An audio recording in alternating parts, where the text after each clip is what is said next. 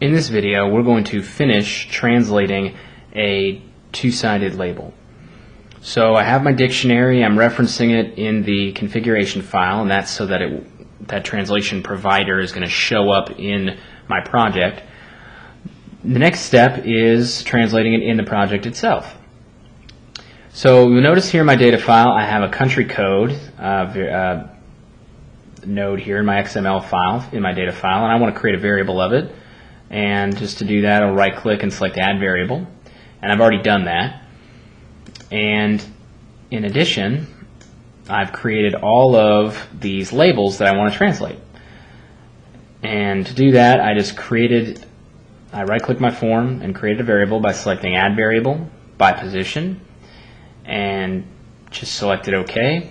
And then to that variable I right clicked and selected add function set value, and here's where I typed in the constant label value that I wanted to place, that I wanted to translate as well, and it had to match up verbatim exactly like it was written in the dictionary's document. You can do it either way. You could do the labels first in your project, which would probably make sense since you're building out your project, and then you can use the labels you did and then place those into the translation table editor and match them up and whatnot. So you'd enter the value and click OK, and then you would have it. And I'll go ahead and remove that. If we look through it here, I have several labels. I have packing slip, again all caps, and I made sure it was all caps in my dictionary's XML file. And just down the line, carton, ship by, order contact, and several others. So I want to translate each and every one of these labels. So let's go ahead and start with packing slip. I'm going to right click it, and I'm going to select add function and translate. And the translate dialog is going to come up. There's a component translation provider, that's the default, but you should see the provider you created in the eFORMz config user file. So the name that you gave, and I named mine invoice provider, so it's showing up here, so that's good. And for the dictionary, I'm going to select variable, and from the drop down, I'm going to select country code. That's the dictionary. And again, the reason that the country code, or whatever it is, the FR had to match the name of the dictionary. So whatever it is that you're using, maybe your data file will say French or something like that. Whatever it is, make sure that's the name of your dictionary.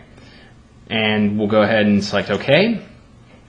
And we see, there it is, it's changed. It's gone from packing slip to the French translation there. So what I can do is if I left click this and select control and I drag it and drop it to my next variable, it's going to change each translation. So carton there, which is apparently the same, and just drag it down to ship by, that changed there.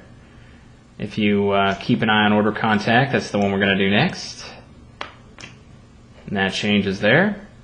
And just continue to do them down the line. So just keep copying and pasting them there.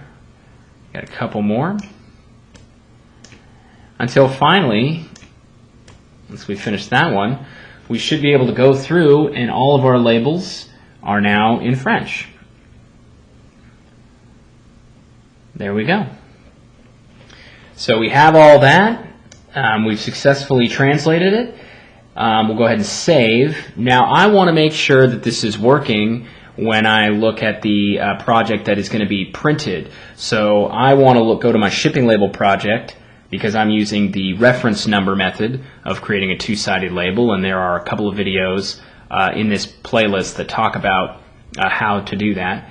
I'm going to go to my shipping label project and open that up, and here's the shipping label and the packing list here. And if I go to the second page, there it is. If you'll note, I have it all working here. And this is working because if I go to the, or actually if I stay on this page and go down here, it's using the reference number right here to bring in the packing slip. And that's that same data file that has the French, so it's bringing exactly what it sees. If I go to the previous page, it's completely in English because it's using a different data file, and it's in English.